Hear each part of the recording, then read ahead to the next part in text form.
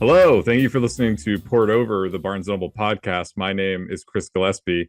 My guest today is an award-winning novelist and short story writer who's best known for his Slough House espionage series, the latest installment of which, Clown Town, is now available in hardcover. Please join me in welcoming to the show Mick Herron. Mick, how are you doing today? Hi, Chris. I'm very well, thank you. How are you? I'm doing very well. I wanted to begin by congratulating you on recently winning the United Kingdom's Crime Writers Association's coveted Diamond Dagger Lifetime Achievement Award. That's an enormous recognition. I had two questions for you about that. How has receiving an honor of that size changed how you relate to your creative process and your body of work? And then also, did they give you a real dagger? Two very important questions. Um, to answer the second one first, yes, you get a real dagger. I was surprised at that too. Really? I've won daggers before, but they've been well, one of them is in a lucite block, and the other one is more of a kind of conceptual dagger. It's a little sculpture of a dagger in a book. But this one is an actual dagger. But they immediately took it away from me. I'm not sure whether that's because they thought I wasn't, equipped to handle a dagger, or just be a danger to those around me. But they claimed it was because it's being engraved. Now it's being engraved at the moment. I haven't yet received it. When I do, who knows whether it will make a change? I mean, I hope not. But I do remember when many years ago now, I won the gold dagger at a time for the second book in the Slough House series, Dead Lions. That was at a time when I didn't have a very large readership. So the dagger correspondingly meant an awful lot to me. It felt like a huge validation in an otherwise empty room, if you like. And I did notice that having that next to me on the bookshelf where I could look at it when I was writing, it did have an effect. I can remember a couple of specific times when I was writing the third book in that series, Real Tigers, when I thought of a particular plot point. I was thinking, can I really get away with this? And I would look up at the dagger and think, yes, I can get away with this. So who knows how bloated my ego will get when the dagger, which is not diamond encrusted, I should know, when the dagger itself arrives. And I've also got that on my bookshelf. I hope it won't make too much of a difference. But it was an extraordinary award to receive because not only are there huge names from the past, like writers like Dick Francis, P.D. James, and John le Carre, have won it, but also friends of mine, Ian Rankin, Val McDermott, people I've looked up to all my writing life, and who I'm glad to say I know now. They've won it too, and it feels an extraordinary thing to be admitted into that company. It's definitely well earned, absolutely, and I think it's a remarkable achievement, and like I said, completely deserving. Thinking about your writing, specifically the Slough House series, it seems to me that there's this, you have a gift for writing about outsiders and misfits and the people who aren't quite fitting into the mainstream. And going back in time, looking at the map of England, I noticed that your hometown of Newcastle is quite far away from the other major cities in England, and it's really closer to Scotland than it is to London. And I was wondering, how do you think your upbringing in Newcastle kind of shaped your style as a writer? Did that kind of give you that kind of outsider perspective? Interesting question. I mean, I think we in Newcastle prefer being up that end of the country rather than down near London. Mm-hmm. Has it shaped my attitude as an outsider? No, I've never thought of myself as an outsider. I mean, I am very much a paid up member of society. Here in the UK, I use the NHS, I use local buses, I'm a member of the community. For me, one of the most despicable political sound bites of my lifetime has been the infamous "there is no such thing as society," uttered by Margaret Thatcher back in must have been the early 80s, I think. There is such a thing as society, and I am very much part of it. I don't feel like I'm an outsider at all. I like writing about people, not necessarily outsiders. I mean, to some degree or other, they're members of the establishment. These are people who have signed up to be part of the intelligence services. They are people who've been thwarted and disappointed and frustrated in their careers. Now, that certainly doesn't apply to me now. It might have theoretically applied to me at some point, but I never felt frustrated or thwarted in what I was trying to do. These are simply the people I feel most comfortable writing about. Writing about people who have issues gives them, from my perspective anyway, gives them more depth than writing about happy, well-adjusted people doing good jobs for a moral cause. All those things would I would find it difficult to write. It would be too linear in a way, if you see what I mean. I prefer putting obstacles in my characters' ways. Having it be more dramatic and having them be a little bit more having internal challenges in addition to whatever kind of other external obstacles that they're facing. And you had also, according to my research, you had studied English at Oxford, and I was wondering what kind of career were you envisioning for yourself back then as a student? Were you thinking that you would eventually be receiving the Diamond Dagger and that you were going to become an internationally known best-selling espionage thriller writer, or did you have another career in mind? God, no, I'd have been insufferable if I thought that. I've never really been particularly career minded. And even Mm-hmm. as a student then, I was enjoying myself doing what I was doing. I enjoyed studying English literature. I enjoyed studying it at Oxford, which is a lovely place to be. But I never really had much in mind for what the future would hold because I've never been a planner really. I knew I wanted to write, and I knew that by the time I left college, I think. And as a result, the jobs I sought were that they were jobs rather than careers. They were, I ended up with a good job, but it wasn't a job that was going to lead anywhere. I could only, carry on doing what I was doing. And that was fine by me because all I wanted was a job that would, put food on the table, put a roof over my head while I carried on with my work. I thought I separated the idea of a job and work. My job was what I was doing during the day. My work was writing. But I never, sounds odd to say, I've never been particularly ambitious. The stuff that's happened over the past few years, which has been very, very welcome, was not something that I had, I had a to-do list. I wasn't ticking things off the back of the envelope that I'd written when I was, still at college, things to achieve by the time I'm dead. And I'm very glad that all these things have happened, obviously. But for me, the writing is what matters, and that's what I was going to be doing. And if none of those things had happened to me, none of the good stuff, I mean, over the past few years, I'd still be writing. I'd probably still have a day job too, though. Mm-hmm. And while you were doing that day job and you were, I imagine, commuting into a city, what motivated you during that time to be able to make that time? Because I imagine that in addition to commuting into the city and then all the other kind of responsibilities of day-to-day life, like how did you make that time to write when it was this kind of individual passion that only you could see, that no one else was perhaps encouraging you or supporting you along that way? Like where did that motivation come from?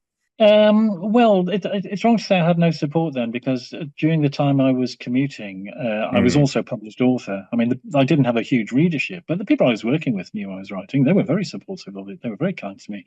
Oh, okay. Some people didn't know that's what I was doing. Mm-hmm. I was very time poor, certainly. I was heading off into London.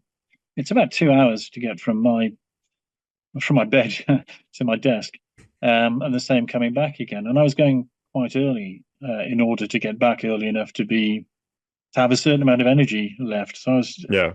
aiming to get to my desk by 8. So I was setting off at 6.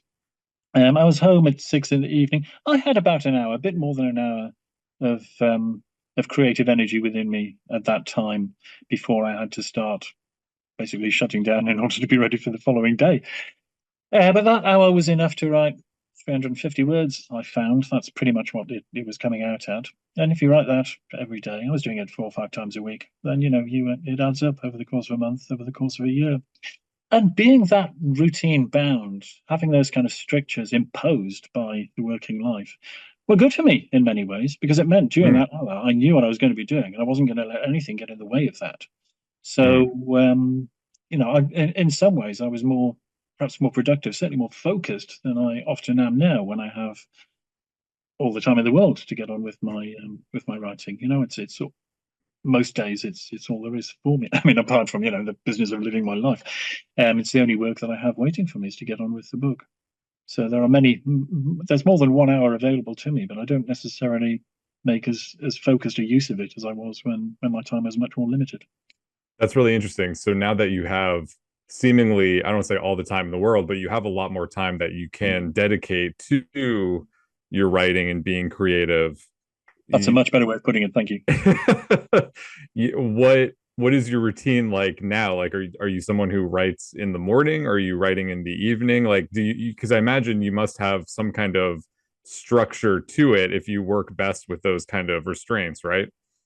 Right. There is a kind of structure to it. I mean, I try to write during what you could call office hours, I suppose. In my Mm-hmm. case, they boil down to really 10 to 4 by and large.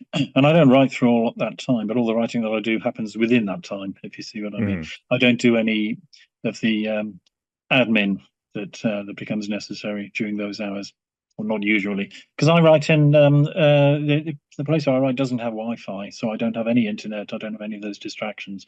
I just have my laptop, my books, my music. Mm-hmm. Um, when I say my books and my music, I mean the ones that I possess, not the ones that I've written. um, so I'll spend those hours writing, yes, but also reading, and I listen to music when I write. Um, and a lot of that time is spent thinking, I suppose, for want of a better word. I mean, I'm not sitting at my laptop banging away at the keyboard for those, Mm. 6 hours. I'm lucky if I get 2 hours in. But all of that time, I'm thinking about the book, either with the front of my brain or the back of it. I'm solving the problems that I've set myself, or I'm, creating the sentences that get me out of those problems.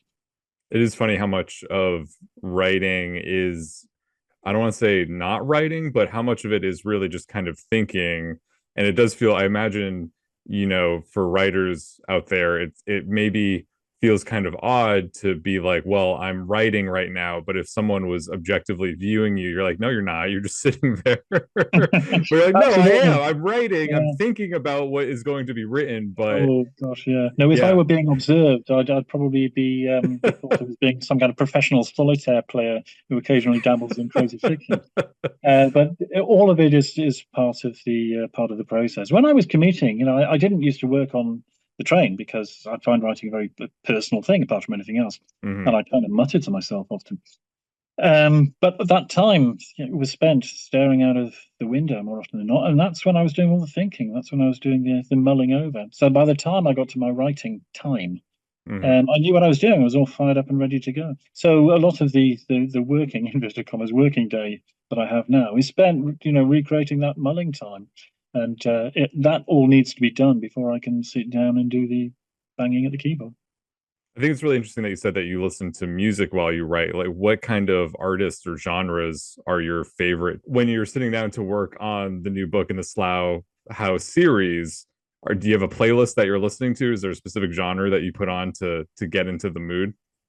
I don't have a playlist as such. I mean, I'm non-Wi-Fi. I'm using Right. old-fashioned CDs. I listen to jazz, and most of it is the sort of improvised stuff because I want music that has got no lyrical content. I don't want anybody else's Mm. words in my head. And I listen to a fairly wide-ranging, although mostly modern uh, stuff within that genre, and also modern contemporary classical as well. I have found that one of my old favorites. I listen to a lot of Keith Jarrett, and I particularly like his long form concerts. And I have found that when I'm starting a book, I often think that I'll spend a few days listening to his Sun Bear concerts. They're the music that really get me into the right place to kick off with, I think. So, talking about Slough House, it's a series that you've been working on for about 15 years now. I think was when the first book came More out. than published for 15 years now. Yes, Okay. it's more like 17 that I've been working on. Yeah.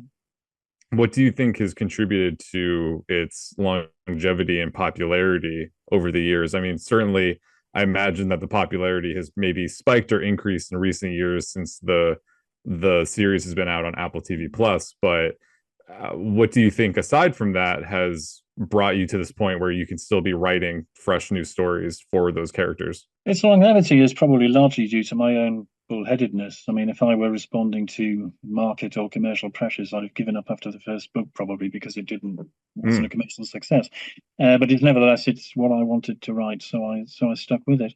The popularity, yeah, the books were starting to take off before the TV show, although the TV show has obviously not hurt sales or recognition factor.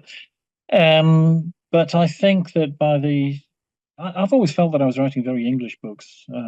Thankfully, not solely for an English audience, but that's something of a surprise. My feeling is that they were taking off because they struck a particular forward with the times around about 2016 and onwards, when the world went a bit crazy, really, politically speaking, and I was reflecting that craziness, I think, in what I was writing. They began to feel very contemporary, I suppose, very current, and they certainly started to gain a lot of media recognition in this country. The journalists and broadcasters started reading them because they were reflecting their own interests, I suppose, and that obviously started something of a snowball rolling. What about, you say that you imagine that, or you felt like you were writing very British kinds of books. What specifically about them made you feel like this is something that is really primarily going to connect with a British audience more so A than lot of it other is audiences? a lot of it is the humor, I expect. I think that the humor is very English. I'm very surprised to find that it translates because a lot of it is wordplay, and Mm, I don't know how. I mean, there are two forms of translation. I'm not sure, that a very kind of what I feel is a very English sense of humor translates to somewhere like America. But also, I don't know how it translates into, Japanese. I would have thought it was virtually impossible to translate many of the puns, and a lot of the wordplay that I use is based on puns. I mean, the hmm very title, Slough House, Slow Horses. That is surely untranslatable. I mean, I use slow horses because it's a half rhyme or a slant rhyme with right. the phrase Slough House. How do you do that in another language? I don't know that you can. But nevertheless, the books are being translated. Interestingly enough, a lot of the translations are using the original titles. Maybe that's a way of getting around that. Still not quite sure how it will work, but nevertheless. Anyway, so that makes me feel, I'm very grateful that the books have taken off elsewhere, but it is a surprise. And I certainly don't make any concessions, I don't think. And I haven't tried to um, play down the kind of punning or wordplay that I use in the books in order to make it easier for translation purposes. I just hmm carry on doing what I've always done. And thinking about your work, there is a sense of humor in it, a dark, dry, there's also wordplay kind of humor in it that it does feel kind of quintessentially British to me, thinking about like the rich comedy history of England and all of the terrific comedians who have come out of England. Who are there any specific comedic influences that you feel like over the years have shaped your sense of humor and the sense of humor that ends up kind of going into the books? Oh gosh, I don't know. I've never thought about it really. I've always just assumed that whoever I am now is a product of everything I've ever listened to, read, watched Mm-hmm. over the course of the years, particularly when I was younger, I suppose. Um, so I wouldn't be able to pin it down, but I do feel a great affinity with well, I mean, with a lot of the stuff that Will Smith, who's the lead writer on the TV show, with a lot of the stuff that he's been involved in, the Mm-hmm. thick of it and Veep and things like that, they're very much my kind of humor, which is I think one of the main reasons why the TV version has worked so well. Will and I are very much on that same kind of wavelength as far as humor goes. But where that comes from, I don't know. Will would probably have better answers than I do. He's far more. I mean, he's been a professional comedian. He knows what he's talking about when it comes to the comedy lineage. I do think that there's, I mean, and I say this as an outsider looking in towards England, like as an American thinking about England, I do think that there is a sort of sense in the, not necessarily like a conscious sense, but I feel like there's just a baseline. People are very funny in England, just sort of as a baseline. Like I think it's telling that you're not even necessarily deliberately trying to be. I mean, you may be trying to be funny in the books, but you're not necessarily thinking about like, oh well, I have these comedic influences because I'm. I would wager that I'm sure you're interacting with a lot of people who are just kind of quietly very funny in their own unique ways. I think we mostly do, don't we? I mean, all of us. It's not purely a British thing. But yes, I think you're right. I wonder how much of the time we're funny without meaning to be. Mind. Right. Um,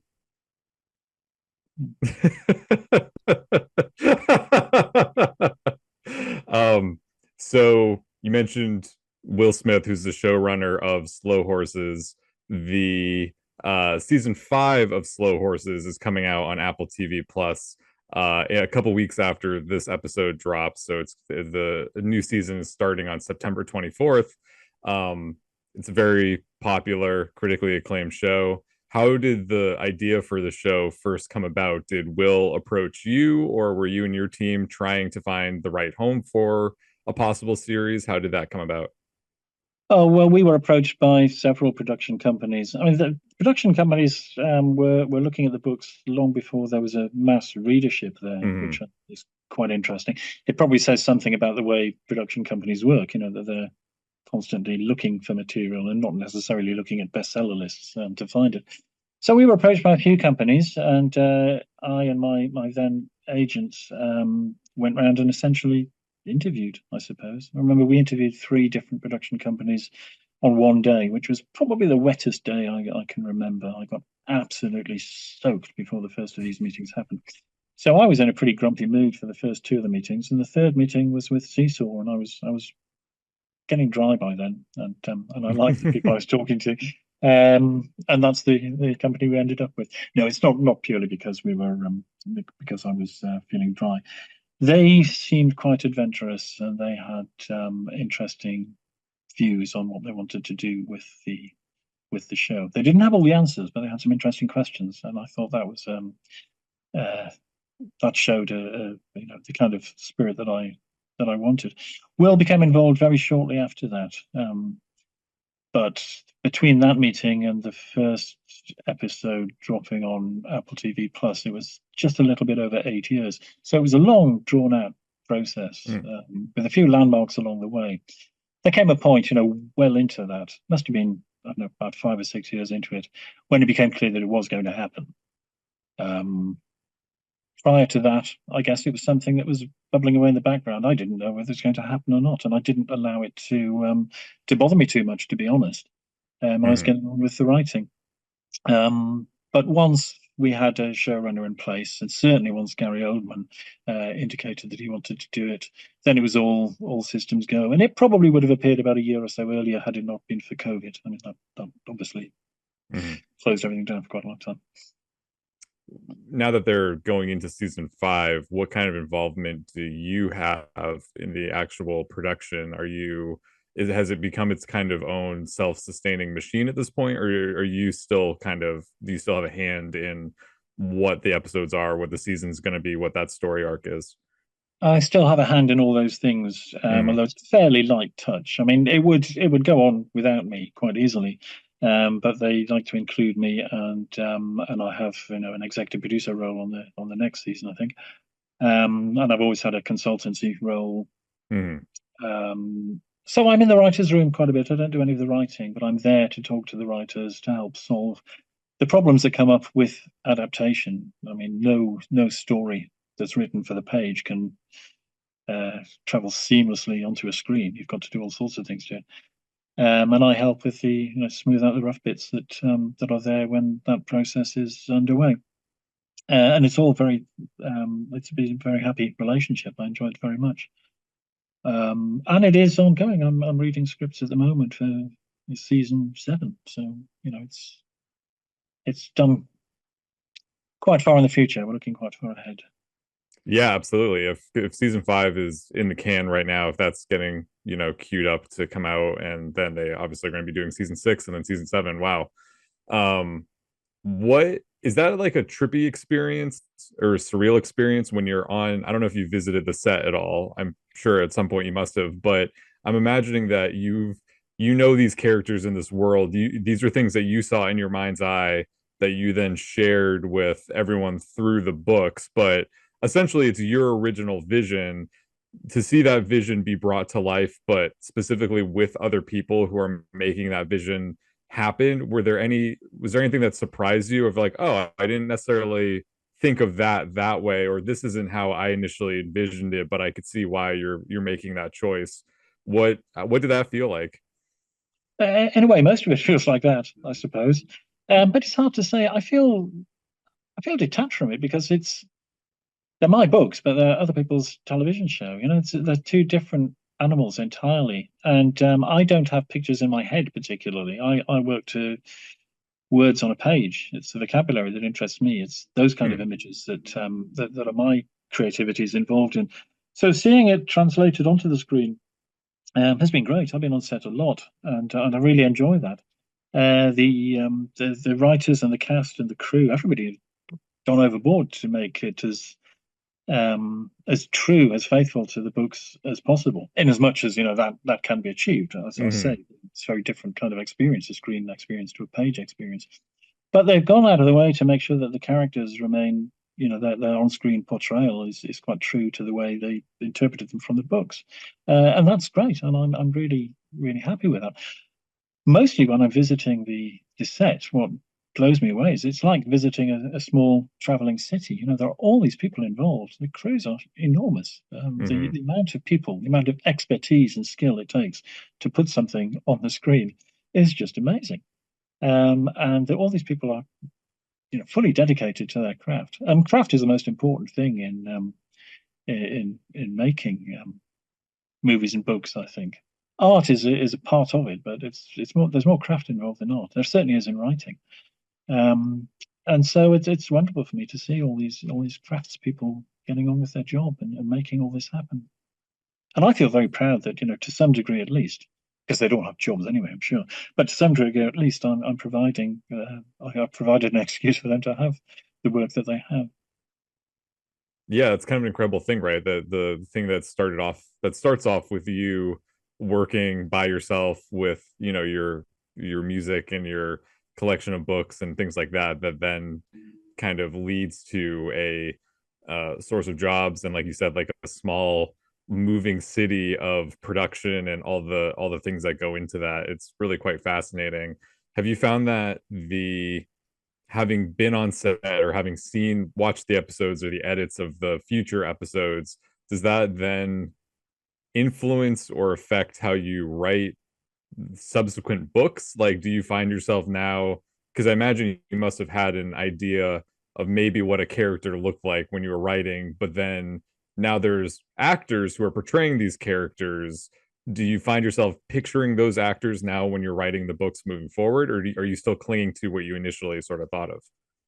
No, I cling to how I initially started work on them. Hmm. That's one of the benefits, I suppose, of, as I say, not having a particularly visual imagination, or not when I'm writing. I stick to what works on the page, so I'm Hmm. not trying to fit my books to the kind of template that the TV show has set up.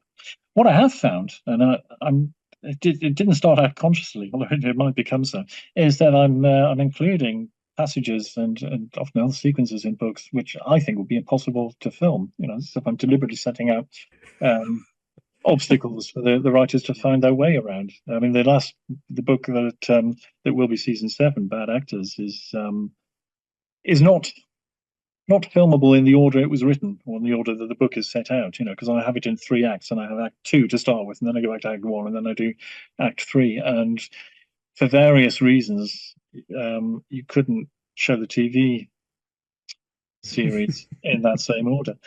So they're having to, basically throw the book up in the air and sort of reorder the pages when it comes down again. And I enjoy that kind of thing. I think it's great fun. There are things that books can do that television can't, that movies can't.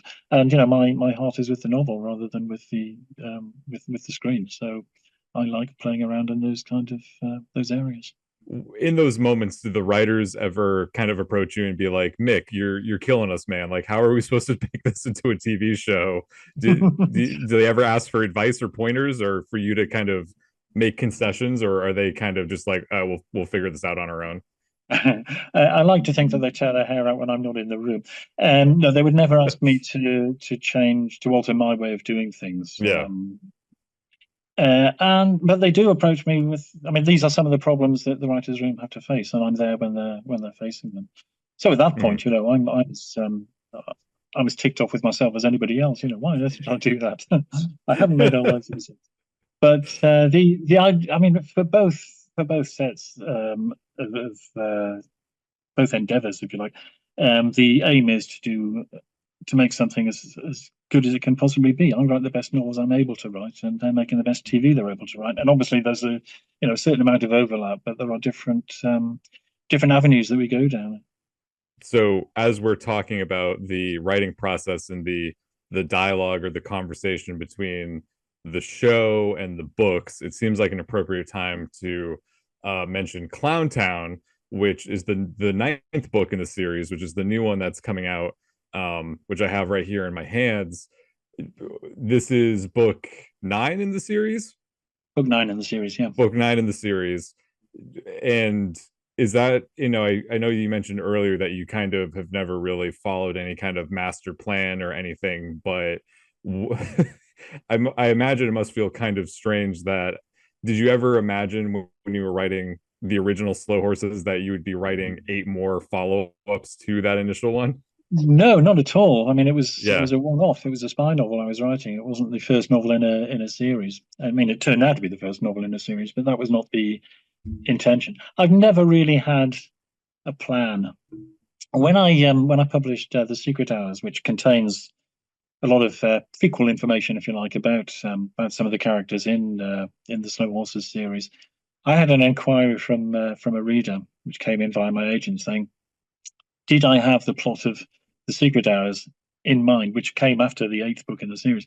Did I Mm-hmm. have the plot of The Secret Hours in mind when I was writing Slow Horses? I didn't even have the full plot of Slow Horses in mind when I was writing Slow Horses. I don't have things planned out to that degree.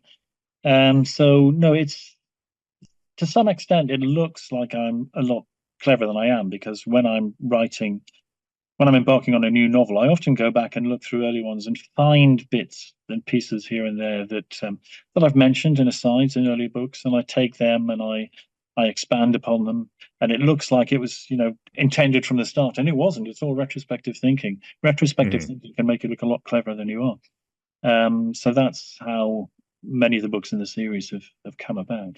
And occasionally I'll do something that I don't know it's how to resolve it. At the end of a novel, for instance, I write that the Slough House has been eradicated from all the service records at the park. That's at Mm-hmm. the end of it's how the London rules of Joe Country, I think. And when I did that, I thought, well, that'll give me something to think about. I didn't know what the answer to that was. I just knew that it would be a good starting point for the next book, whatever that turned out to be. So I will occasionally do that. I'll create a problem for myself deliberately in order to give me, the impetus to write the next book. So with that in mind, and considering that we, want to try to keep things fairly spoiler free for the listeners at home who are excited to check out the book, where do we find the Slow Horses gang at the start of Clowntown, and what can we expect from them to perhaps go through or face through the course over the course of Clowntown? Well, I do like to ensure that my characters, they don't have a reset button. At the beginning of a book, they tend Mm, to be still, suffering the trauma of whatever happened to them in the previous book. And that's truer of Clowntown than many of the other novels, I think, because we have the return of River Cartwright, who's been absent for a while because of the toxic poisoning he suffered in an earlier novel. And he's not yet back in work. He's not yet past his medical, but he's raring to go. Um, but is nevertheless has certain other obstacles put in his way before he can come back to work, shall we say? And it's overcoming those obstacles which launch him into the main plot of Clowntown. The main plot concerns other characters. It's a bunch of retired older spies who are involved in an operation in Northern Ireland back in the 1980s, and they are coming to grips, shall we say, with the ongoing trauma they suffered from being involved in a morally dubious and dangerous operation back then. How coherent am I sounding right at the moment? Um, so so River gets involved in what's going on there because of his own eagerness to run it to where the action is happening. Really, other characters. Let me see, Louisa, who plays an important part in this book.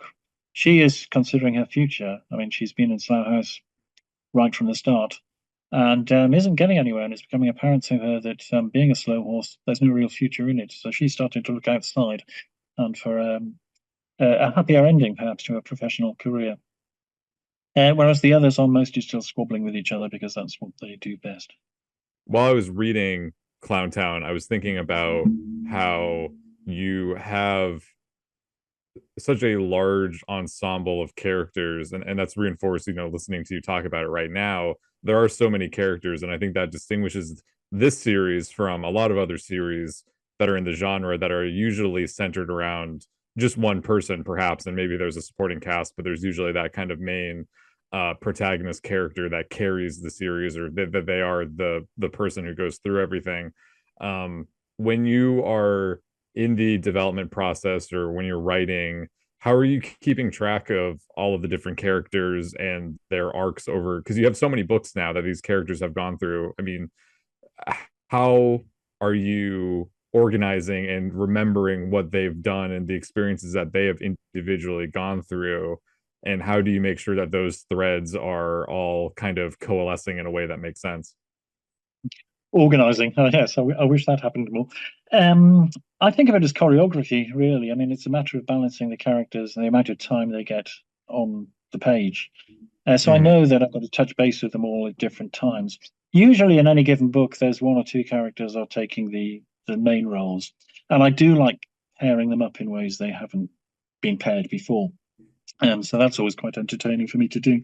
But really, it's like organizing, I don't know, line dancing or something like that, making sure that all the characters are there and they've all got something to do. That's one of the pleasures of it, funnily enough. I mean, it's not without its complications, but it is something that I enjoy. And it's one of the reasons why I enjoy writing these large cast books.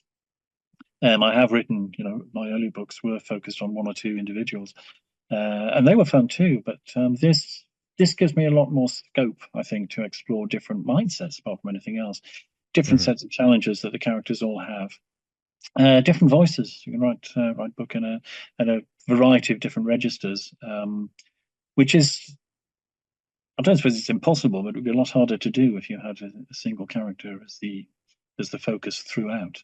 You couldn't really run the whole gamut from the kind of farcical elements that I put in the books to the very seriously sad bits. It's, some of my characters die. Mm-hmm. If you had to choose one character that you feel like you most relate to, or is the most you of all the characters, is there one particular character that stands out that you're like, yeah, that is sort of my person, or that you empathize, not empathize, that's not the right word, but I think, yeah, just relating to them or feeling like they are the most aligned to who you are as a person?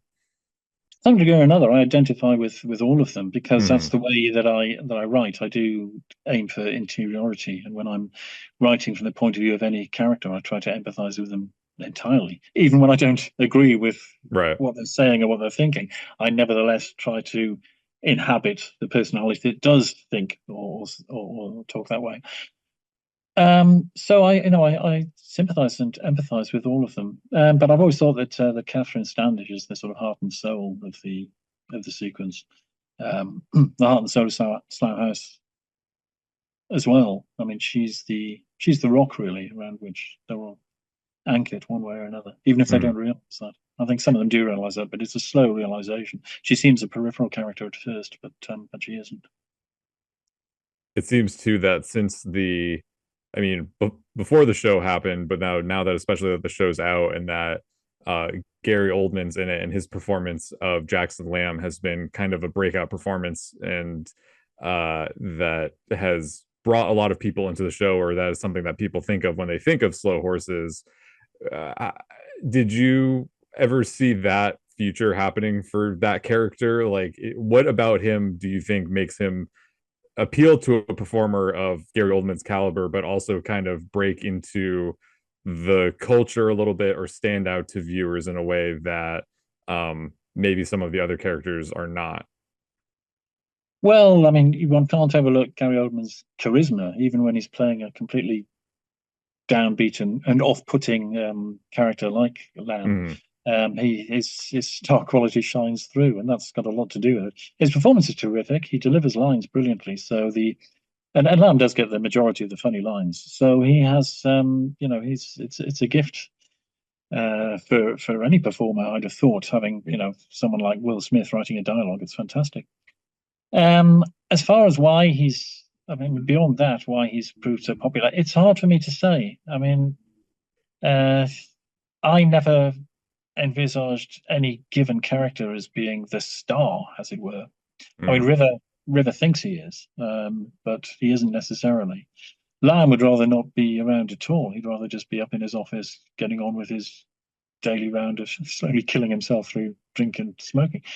Um, and the others are all they all occupy equal weight on the page. I think it's just that Lamb spreads out into the margins in a way that the others don't because of the outrageous things he says, I suppose.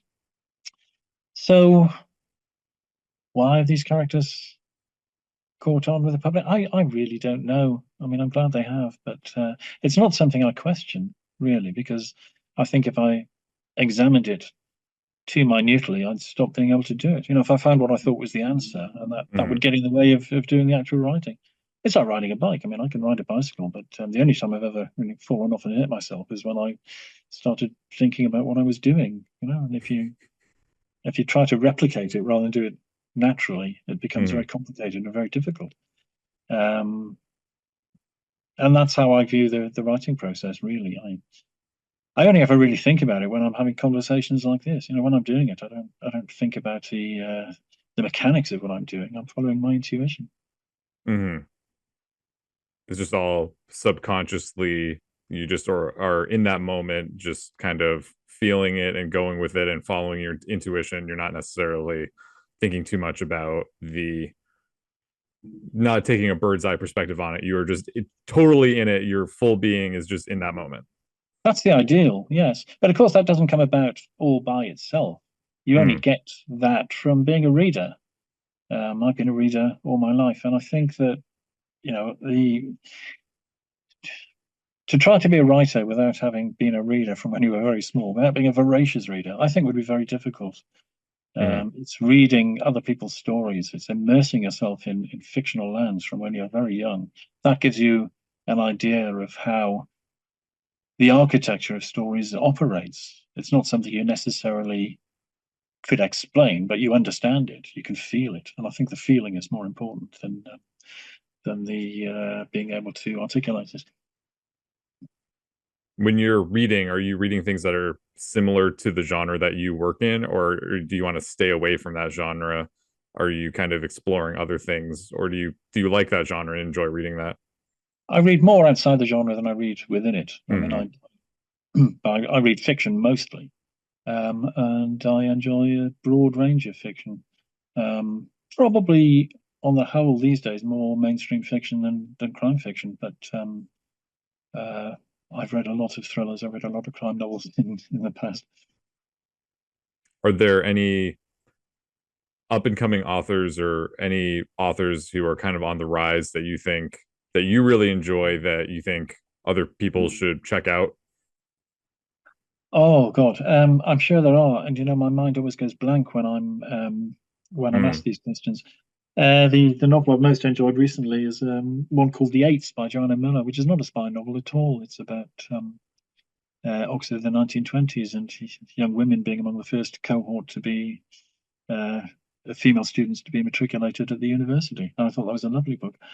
Um, Spy novels, the most recent spy novel I've read is John Lawton's latest, Smoke and Embers, and it's fantastic. But he's hardly up and coming. mm. He's been around for a long time now. There are many newer writers in the genre, of course. David McCloskey is up there.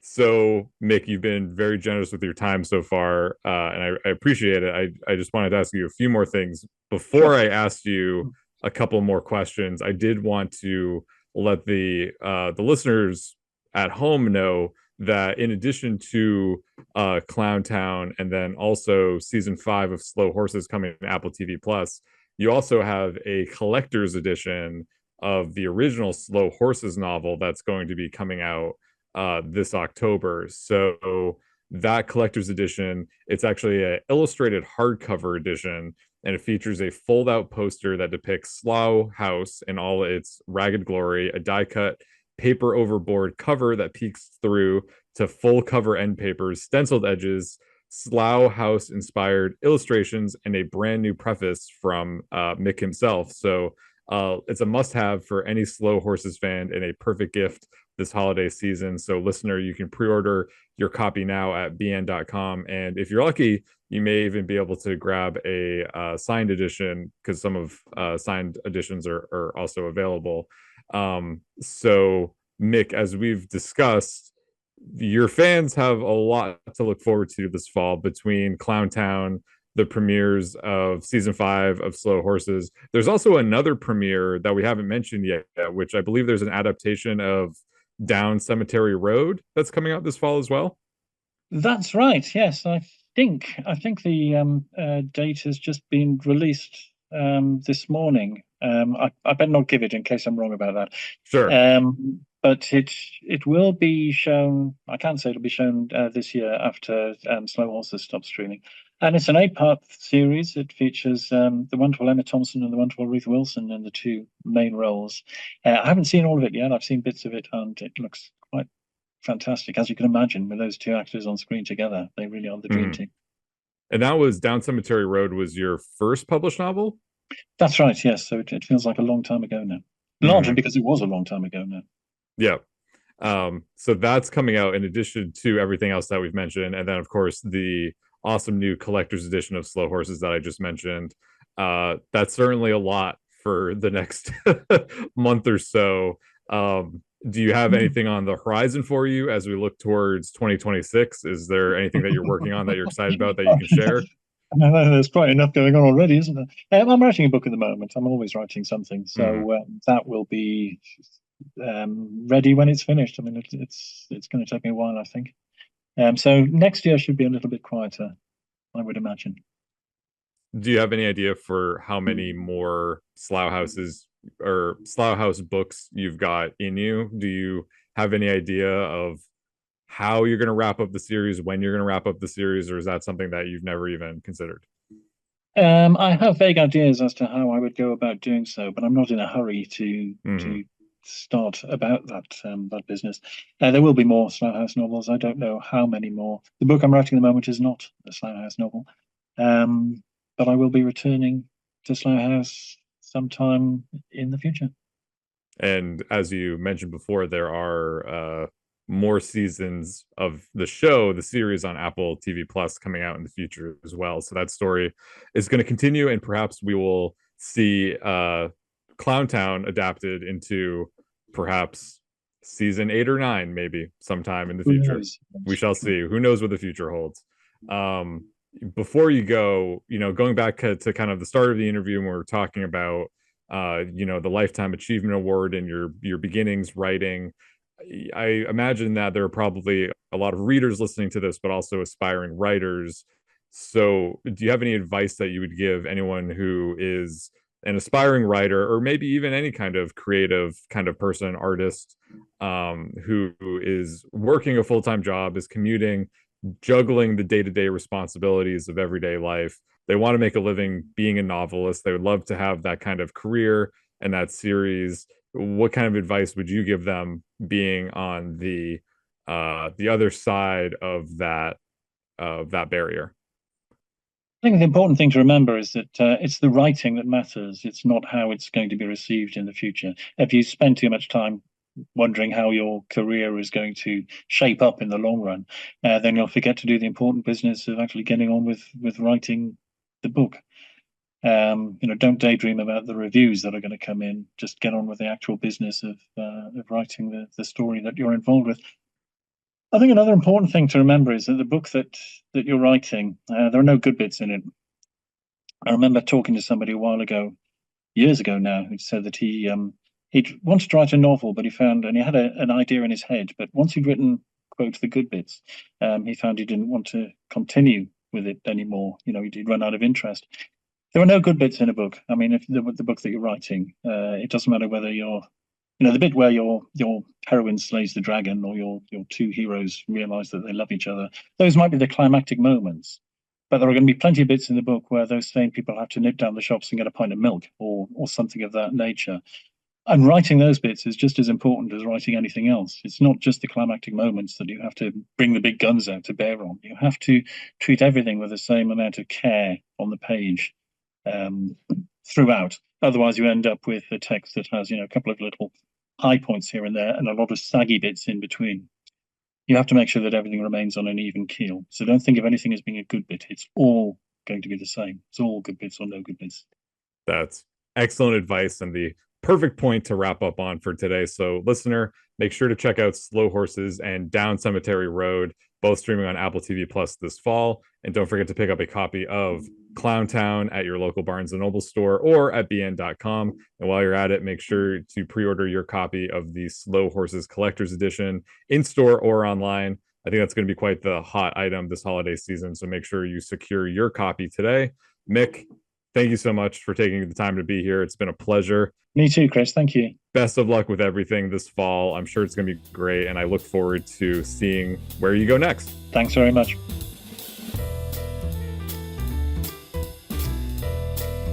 Thank you for listening. Poured Over is a Barnes & Noble production. To help other readers find us, please rate and review the show wherever you listen to podcasts.